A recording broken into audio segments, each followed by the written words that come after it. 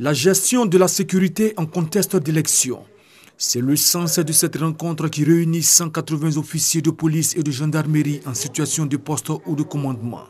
Il s'agit de renforcer les capacités de ces officiers impliqués dans la sécurisation des élections au regard de leurs responsabilités en période électorale.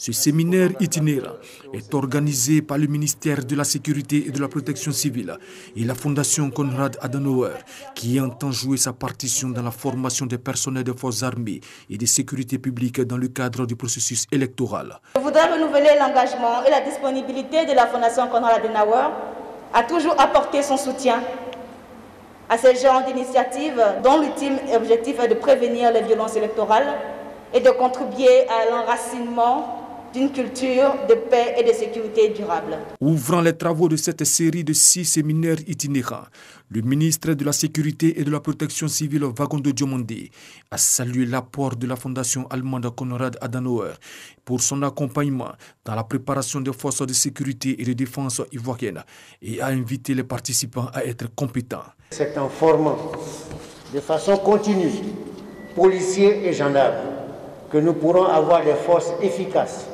et respectueuses des droits humains. Et c'est justement cette efficacité et le respect des droits qui renforceront notre lien avec la nation. Ce sont au total 200 officiers de gendarmerie et commissaires de police qui bénéficieront sur toute l'étendue du territoire national de cette formation.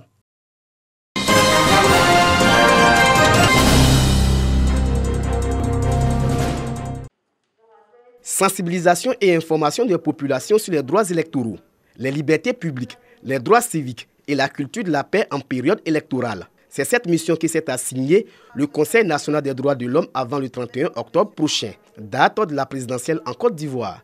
Cette organisation de promotion des droits de l'homme a donc initié une tournée nationale. À Bouaké, les têtes couronnées, les leaders d'opinion, les responsables des structures de promotion des droits de l'homme et les hommes en tenue ont assisté à cette session publique de sensibilisation. La présidente du CNDH a mis un accent sur les droits à l'information et au développement. Pour Sangaré Namizata, l'inscription sur la liste électorale et l'obtention de la carte nationale d'identité sont des droits. C'est un droit que nous sommes en train de promouvoir, le droit à l'information. Nous donnons la bonne information pour dire que aux citoyens appartient le pouvoir. La carte d'identité est le pouvoir. Et le jour du vote, c'est nous qui donnons le pouvoir. Le Conseil national des droits de l'homme est accompagné dans cette tournée nationale par la chaire UNESCO pour la culture de la paix. Semer dans l'esprit des uns et des autres la culture de la paix, n'est-ce pas, à l'orée des élections 2020, de sorte que ces élections soient, n'est-ce pas, des élections apaisées. La culture de la paix, que chacun l'intériorise dans la mesure où effectivement la paix, elle est fragile et elle est sacrée. On doit l'adorer. À travers ces sensibilisations, le Conseil national des droits de l'homme veut contribuer à un processus électoral apaisé, gage d'un développement socio-économique du pays.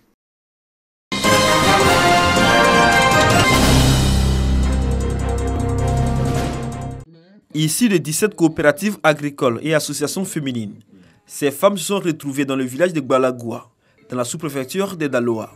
Cette localité accueille la campagne Une femme, un masque, initiée par la ministre de la Femme, de la Famille et de l'Enfant, Ramatali Bakayoko. Une rencontre axée sur la sensibilisation technique du lavage des mains, du port du cache-nez et au respect des autres gestes barrières dans la lutte contre le coronavirus. Nous, on prend l'eau, on se lave les mains.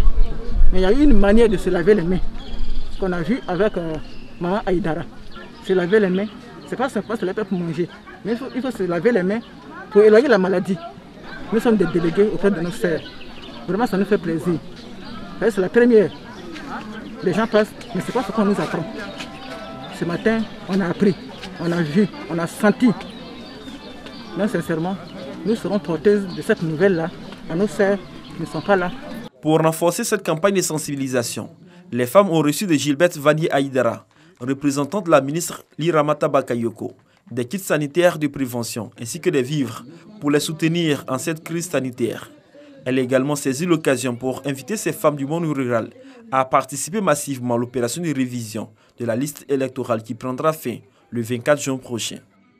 Ces braves dames et moi, nous avons eu des séances de travail pour que celles, par exemple, qui n'ont pas leur carte d'identité, puissent pouvoir s'approprier cette pièce administrative afin d'être donc enrôlés sur la liste électorale. Il est très important que chacune puisse donc voter.